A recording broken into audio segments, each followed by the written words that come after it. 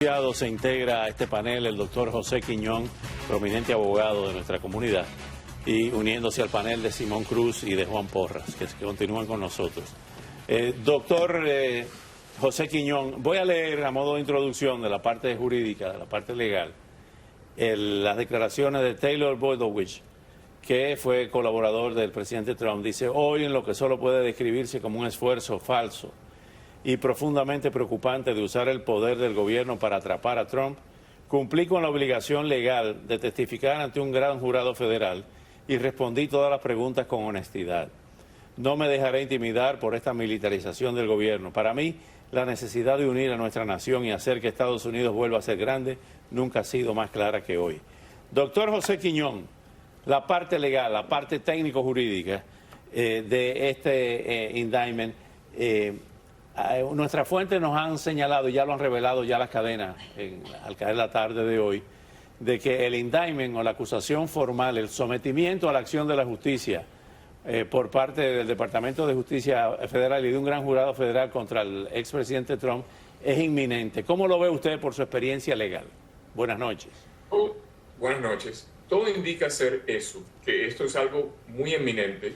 Y hemos visto, primero que todo, que los abogados de Trump se reunieron hace menos de 2 días con los funcionarios del Departamento de Justicia, una reunión. Y eso normalmente pasa en casos de este tipo, donde está representando uno a una persona prominente, le dan una oportunidad de reunirse con los funcionarios para tratar de convencerlos que no traigan cargos criminales. Pero normalmente esas reuniones no funcionan bien. Ahora bien, además de eso, vemos que ya Político, que es un website, anunció que hay información que al expresidente Trump le sirvieron una carta que se llama un target letter, y eso es una carta que los fiscales le envían a los abogados de la persona que van a traerle cargo, un indictment, diciéndole: te estamos investigando y le vamos a traer un indictment a tu cliente. Y aparenta ser que ya le enviaron esa carta a los abogados del presidente, del expresidente.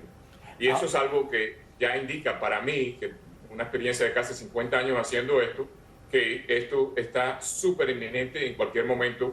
Estamos hablando de periodo de semanas, quizás 1 o 2 semanas, vamos a ver un indictment en contra del expresidente. Ahora bien, ¿cómo sería ese indictment? ¿Le llevan la notificación por los marshals? ¿Puede ser arrestado? ¿Cómo es el procedimiento en este caso? Bueno, como él es una persona muy conocida y no hay temor ninguno que el hombre se va a escapar o no va a atender y se va a ir para otro país o algo de eso. Eso no existe en este caso. Normalmente los fiscales van a llamar a los abogados del expresidente y le van a decir: mira, queremos que el martes que viene vamos a llevar a cabo el arresto. En vez de hacer un espectáculo público, lo cual no le conviene ni a tu cliente ni nosotros queremos hacer eso, por favor, trae a tu cliente, y normalmente eso se hace por la mañana. Quiero que lo traigan para acá, para la corte, y ahí lo vamos a procesar. Y los marshals, que son funcionarios también, lo procesan en una forma bien cortés y lo llevan a la corte. Y de esa forma se lleva un proceso que normalmente no se hace así. Otra persona que no sea un funcionario público, lo van a buscar a su casa normalmente a las 6 de la mañana, con guardias armados para llevárselo preso, pero eso no va a ocurrir aquí y normalmente no ocurre con este tipo de clientes. Es decir, que vamos a ver algo que se va a dar y es algo triste para todo el país, porque nunca se ha visto en la historia cosas así, pero se va a hacer en una forma que yo creo que es digna y una forma que va a ser aceptable para llevarlo a cabo. ¿Qué es lo que dice la ley? Se le toman las huellas digitales, se le toma una fotografía, se le pone un número y se inicia el proceso. ¿Cómo es la cosa? Correcto, se lo llevan para la cárcel, le toman las huellas, le toman fotografías, le adquieren información: a dónde tú vives, quiénes son tus familiares, quiénes son tus amigos.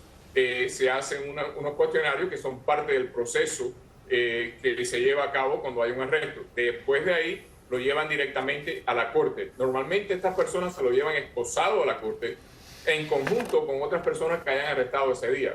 Eso también no espero que se va a hacer en este caso, ya que le van a dar al expresidente cierta dignidad y ciertos derechos que no se le da a otras personas, pero es normal que se le dé en este caso, y creo que eso se va a llevar a cabo. De ahí lo llevan a la corte, va a comparecer delante de un magistrado, y el magistrado le va a decir que hay un indictment, le va a preguntar si tiene abogado, obviamente va a tener sus abogados allí, y cuando ocurre ese día, le van a preguntar a los fiscales cuál es su recomendación de fianza para esta persona que viene delante de la corte. También en ese primer inicial apariencia delante de la corte, se le da al acusado a conocer cuáles son los cargos. En este caso se espera que lo van a acusar de haberse llevado documentos que no se debe haber llevado, porque son prohibidos tener eso por la seguridad nacional, pero también se espera, y esto no se sabe con seguridad hasta que no se abran los cargos y se den públicamente,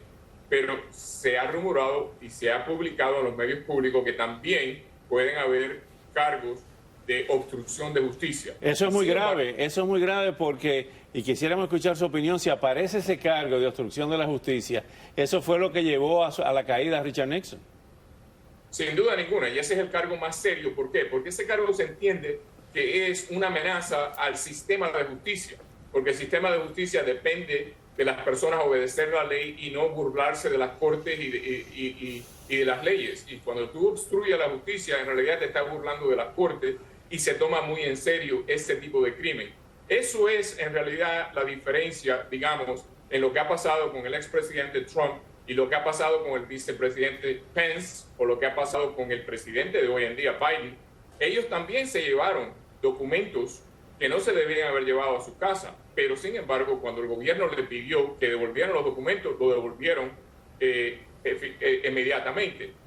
El expresidente Trump no hizo eso, guardó los documentos por más de un año, le pidieron documentos a través de una orden judicial que es un subpoena, no les dio los documentos, le dijo que se lo había dado, pero no se lo había dado.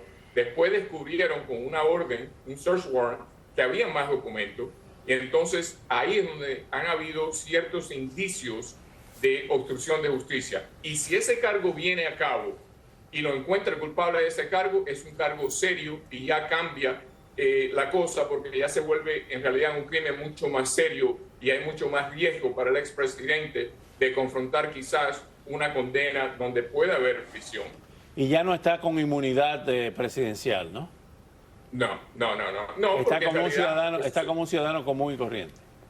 Correcto. Y vimos que hasta un presidente, eso fue lo que pasó con Nixon, con la cuestión de los tapes. Acordémonos que durante Watergate, el presidente Nixon, cuando aquello destruyó los tapes que habían de grabaciones, y ahí se le iban a dar cargos formales de obstrucción de justicia. Sin embargo, él renunció anteriormente a eso y le dieron inmunidad. El vicepresidente Ford, que después se volvió presidente, le dio inmunidad y por lo tanto no se vio los cargos de obstrucción de justicia.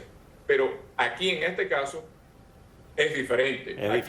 El expresidente tiene peligro que van a haber cargos de obstrucción de justicia, lo cual sería extremadamente grave para él. Para él, Juan Porras y Simón Cruz, en los 2 minutos que nos quedan, si eso ocurre, por eso entonces es que se explica claramente por qué están aspirando tantos precandidatos republicanos, esperando que vaya a la cárcel el expresidente Trump.